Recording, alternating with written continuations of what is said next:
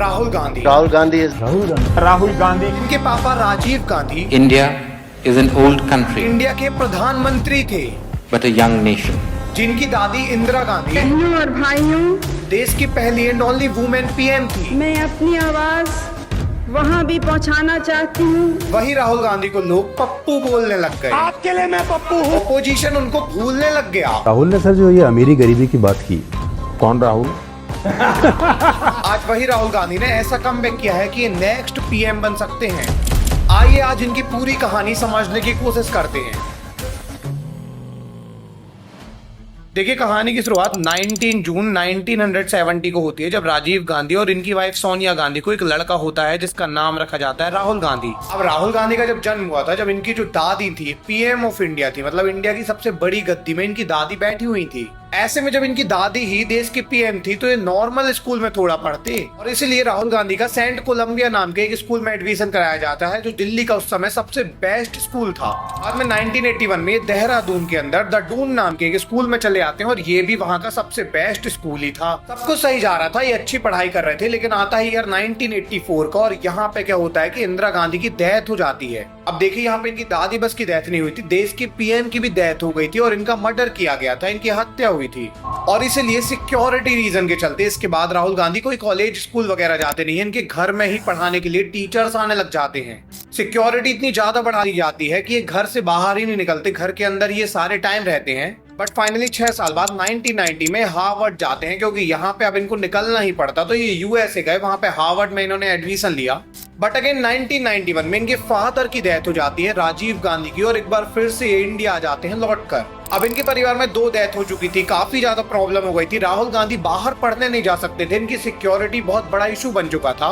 ऐसे में राहुल गांधी क्या करते हैं कि अपना नाम चेंज करते हैं, राहुल गांधी की जगह राहुल विंसी नाम से। ऐसा भी था जब राहुल गांधी ने अपनी पहचान छुपाई और लोग उन्हें राहुल गांधी नहीं बल्कि राहुल विंसी के नाम से जानते ये थे। फ्लोरिडा जाते हैं, जहाँ पे रोलिन कॉलेज के अंदर अपना एडमिशन करवाते हैं, और यहाँ पे इंटरनेशनल रिलेशन को पढ़ते हैं। फाइनली 1995 में ट्रिनिटी कॉलेज के अंदर ये अपनी पढ़ाई पूरी करते हैं, और यहाँ पे इन्होंने एमफिल किया था, और यहाँ पे ही राहुल गांधी की पढ़ाई रुक गई थी। इसके बाद ये नहीं पढ़ते, यहाँ पे ये पूरा अपनी एजुकेशन कर लेते हैं। अब देखिए, राहुल इतना पढ़ चुके थे, उन्हें इतना नॉलेज हो गया था कि उन्हें ये समझ में आ गया था कि पॉलिटिक्स में इनको एंटर नहीं करना है, क्योंकि पॉलिटिक्स में काफी ज्यादा फंस जाएंगे। इन्हें कोई भी पॉलिटिक्स में इंटरेस्ट नहीं था, और ये अपना ही काम कर रहे थे, पॉलिटिक्स में नहीं आते हैं। बट इनके परिवार की लेगेसी इतनी ज्यादा बड़ी थी कि घुमा फिरा के वो इन्हें पॉलिटिक्स में ले ही आती है। I mean, that's something that has been drilled into us.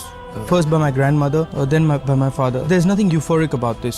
और फाइनली राहुल गांधी को आना ही पड़ता है इंडिया रिटर्न, और 1999 के समय जब राहुल गांधी इंडिया रिटर्न आते हैं, तब यहाँ पे ये देखते हैं कि अभी के टाइम में इंडिया में सरकार बीजेपी की चल रही है। अटल बिहारी वाजपेयी पीएम बन चुके हैं इंडिया के। दूसरी तरफ इनकी मम्मी जो है वो नेक्स्ट पीएम बनने के लिए तैयार है, सोनिया गांधी, और यहाँ पे कांग्रेस पार्टी पूरा जोर लगा रही है कि अगला इलेक्शन हम जीत जाएं। वेल, राहुल गांधी को समझ में आ गया था कि अब उनकी मम्मी भी पॉलिटिक्स में पूरा घुस चुकी है, अब कोई बचा ही नहीं है, उन्हें ही ये लेगेसी कैरी करना पड़ेगा जो इतने सालों से चली आ रही है। I said pretty clearly in my speech, if the Congress party so chooses and the Congress party wants me to do anything for them, I'm happy to do that. पूरा देश की राजनीति इनके कंधों में है, यही सबसे बड़ी पार्टी है इंडिया की, तो इनको पॉलिटिक्स में घुसना ही पड़ गया। फाइनली 2004 का समय आया, एक बार फिर से चुनाव हुए, और इस बार राहुल गांधी को चुनाव लड़ाया जाता है। अब देखिए, राहुल गांधी अपना पहला इलेक्शन अमेठी से लड़ते हैं। अमेठी जो है ये कांग्रेस की गद्दी है, यहाँ पे कांग्रेस को कोई हरा नहीं पाता था। 1967 से कांग्रेस अमेठी में हार ही नहीं रही थी, इसलिए राहुल को यहीं से लड़ाया जाता है। एंड राहुल गांधी पहले ही इलेक्शन में काफी आसानी से 2.5 लाख वोट से जीत जाते हैं। अब राहुल बस नहीं, पूरी कांग्रेस ही चुनाव जीतती है, कांग्रेस का ही पीएम बनना रहता है, और सोनिया गांधी बिल्कुल तैयार रहती हैं अगले पीएम बनने के लिए। सबको यहाँ पे क्लियर था कि सोनिया गांधी ही नेक्स्ट प्रधानमंत्री बनने वाली है, क्योंकि यही इनके परिवार की और यही चीज चली आ रही है। बट यहाँ पर राहुल गांधी एक बड़ा डिसीजन लेते हैं, ये सोनिया गांधी से कहते हैं कि आप पीएम नहीं बनोगे, क्योंकि आप अगर पीएम बने तो 2 डेथ ऑलरेडी हो चुकी हैं परिवार में। राहुल गांधी पूरी तरह से सोनिया गांधी के प्रधानमंत्री बनने के खिलाफ थे। अब यहाँ पे तीसरी भी हो सकती है, और ये कोई रिस्क लेना नहीं चाहते थे, इसलिए इन्होंने सोनिया गांधी को साफ मना कर दिया। उन्हें डर था कि उनकी दादी और पिता की तरह उनकी मां भी अपनी जान गंवा बैठेंगी। तो राहुल गांधी के कहने के बाद सोनिया गांधी तो पीएम नहीं बनती है, लेकिन 22 मई 2004 को फाइनली मनमोहन सिंह को पीएम ऑफ इंडिया बना दिया जाता है। History will be kinder to me than कि कंटेम्प्ट होगी मीडिया। अब देखिए अभी तक राहुल गांधी का ना डाउनफॉल हुआ था ना राइज हुआ था, ये बस आए थे अपनी लेगेसी कैरी कर रहे थे, एक जगह से ये चुनाव लड़े वहां से जीत गए क्योंकि वहां से कांग्रेस जीतता ही था। बाद में राहुल गांधी शांत नहीं बैठते, चुनाव जीतने के बाद यूपी जाते हैं, वहां पे रैली वगैरह निकालते हैं, वहां पे देखते हैं कि क्या चल रहा है अभी। इवन फार्मर्स को, दलित को, छोटी कास्ट बड़ी कास्ट सबको ये बराबर लेके आते हैं और ये हमेशा यही कहते थे कि कांग्रेस कभी भी दो लोगों को डिवाइड नहीं करता है, चाहे वो किसी भी कास्ट के हो, किसी भी रिलीजियस के हो, कांग्रेस का काम मिलाना है। Believe that what is going on in India today, the division of India along caste lines, along religious lines is absolutely wrong. Rahul Gandhi जब ऐसे सब इंटरव्यू देते हैं, बहुत अच्छी बातें करते हैं इंग्लिश में, तो लोगों को इनकी पर्सनैलिटी बहुत अच्छी लगती है। राहुल गांधी का राइज होने लग जाता है और 2009 में क्या होता है कि इलेक्शन होते हैं, तो इस बार राहुल गांधी 3,91,000 वोट से जीत जाते हैं। 2009 में अगेन कांग्रेस जीतती है, 206 सीट इनकी पार्टी को मिलती है, एक बार फिर से मनमोहन सिंह को पीएम बनाया जाता है। साथ में राहुल गांधी ने भी कमाल किया था, अमेठी के अंदर 2004 में 2.5 लाख से जीते थे और 2009 में लगभग डबल हो गया था ये मार्जिन। राहुल गांधी को सब लोग अच्छा बोल रहे थे, लेगेसी अच्छे तरीके से कैरी कर रहे थे, इवन ये खुद का भी राइज करा रहे थे थोड़े बहुत काम करा के।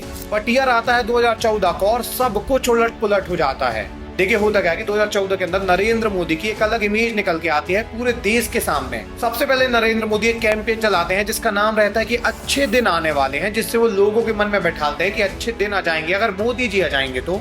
साथ में नरेंद्र मोदी हर भाषण में राहुल गांधी को शहजादा कह के बुलाते हैं ताकि लोगों को लगे कि वो शहजादे हैं और ये चाय वाले हैं। शहजादे, सरकार आपकी है,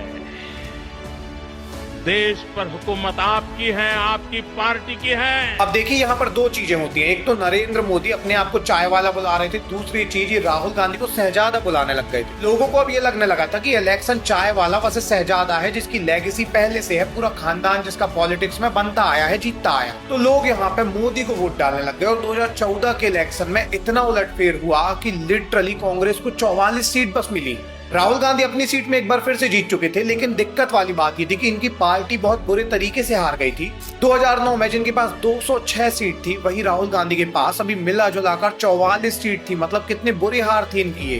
हालांकि उस समय आप राहुल गांधी का इंटरव्यू देखेंगे तो आपको समझ में आएगा कि बिल्कुल चिल है, इनको कोई फर्क नहीं पड़ता और उसका कारण यही है कि इतने साल से जीत रहे हैं कि इनको लगा आगे जीत जाएंगे, अभी हार गए तो क्या हुआ। मैंने कैंपेन में क्लियरली बोला था कि जनता मालिक है और मालिक ने ऑर्डर दिया है, डायरेक्शन दिया है, तो मैं सबसे पहले नरेंद्र मोदी जी को, बीजेपी को बधाई देना चाहता हूँ। बट अभी इनको अंदाजा भी नहीं था कि अभी तक ये जो चला आ रहा है कि ये जीत जाते हैं बार बार, ये नहीं होने वाला है। ये चीज अब खत्म होने वाली है, पोजीशन इनको खत्म कर देगा पूरे तरीके से। इनको अंदाजा भी नहीं था कि 2014 के बाद इनका ऐसा डाउनफॉल आएगा जिसको कमबैक में कन्वर्ट करने के लिए सब कुछ दांव पे लगाना पड़ जाएगा। देखिए होता क्या है कि 2014 में जैसे ही मोदी इलेक्शन जीते हैं, पूरी मीडिया मोदी की तारीफ करने लग जाती है, बीजेपी का मेन फेस मोदी को बना दिया जाता है। एंड दिक्कत वाली बात ये होती है कि कांग्रेस का मेन फेस बना दिया जाता है राहुल गांधी को। अब राहुल गांधी जो चुनाव जीतने के बाद भी पीएम नहीं बनने वाले थे, जो कांग्रेस का मेन फेस तो कहीं से भी नहीं थे, इनको मेन फेस बना दिया गया कांग्रेस का।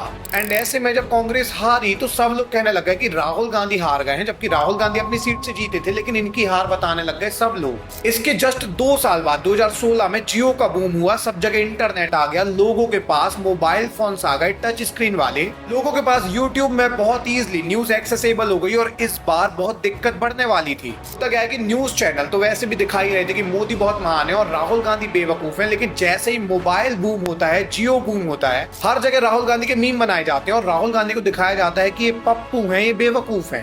बीजेपी का आईटी सेल इस तरीके से इनके मीम बनाता है कि मोदी की स्पीच भी अगर कहीं बोल रहे हैं कि आलू डालोगे सोना बनेगा, तो ये इनकी स्पीच बता के वायरल कर दिया जा रहा है। लोग भी इतने बेवकूफ कि उनको लग रहा है कि एक्चुअली में राहुल गांधी ने बोला और राहुल गांधी की इमेज पप्पू जैसे निकल के आ जाती है पूरे देश के अंदर। ये चीज राहुल गांधी को भी पता लग जाती है और वो भी लगातार एडमिट करते हैं कि हाँ मैं पप्पू हूँ, आपके लिए मैं पप्पू हूँ। अब ये सारी चीजें जब हो रही थी तो कांग्रेस पार्टी भी नीचे जा रही थी, Rahul Gandhi as a person भी नीचे जा रहे थे, इनका डाउनफॉल होता ही जा रहा था। और ये डाउनफॉल सबसे बड़े डाउनफॉल में बनता है 2019 के अंदर, जब राहुल गांधी अमेठी के अंदर भी हार जाते हैं। 2019 इलेक्शन में बीजेपी बहुत बड़े मार्जिन से जीतती है, पूर्ण बहुमत से जीतती है। कांग्रेस एक बार फिर से हारती है, 50 सीट ही इनकी आ पाती है। और दिक्कत वाली बात ये थी कि राहुल गांधी अमेठी हार गए। 1967 से कांग्रेस अमेठी जीतता जा रहा था, इवन राहुल गांधी भी यहाँ 3 बार जीते थे, लेकिन इस बार ये हार चुके थे स्मृति ईरानी से। इसके बाद तो राहुल गांधी के और मीम बनने लगा, इन्हें पप्पू और ज्यादा बोला जाने लगा, लोग इन्हें बिल्कुल ही बेवकूफ समझने लग गए। लोगों को लगा कि यार सामने वाली पार्टी खत्म हो चुकी है, कांग्रेस का दी एंड हो गया है। सबको लग रहा था कांग्रेस का जो दी एंड हुआ है उसका कारण राहुल गांधी है और यही सबसे बड़ा कारण है। इवन लोगों बस को नहीं, राहुल गांधी को भी लगने लगा कि ये कमाल के लीडर शायद नहीं है और इसीलिए इन्होंने कांग्रेस के प्रेसिडेंट का पद छोड़ दिया 2019 के बाद। 2019 से लेकर 2022 तक राहुल गांधी गायब हो गए। सबको लगा राहुल गांधी का दी एंड हो गया।